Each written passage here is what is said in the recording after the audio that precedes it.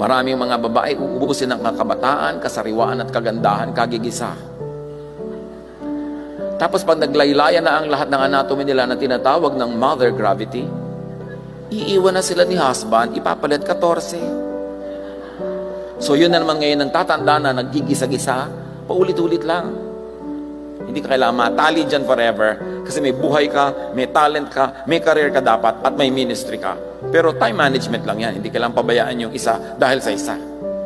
Pero hindi sila nagpatali sa kusina. Hindi masama na matali sa kusina kung chef ka. Pero kung buong buhay mo yun na lang yung ginagawa mo sa buhay, hindi yun baliwala. Mahirap nga yun eh. Pero paano naman yung mga ibang calling sa'yo ng Diyos? Yung mga talent na binigay sa'yo, hindi na madedevelop yun. Napakahalaga.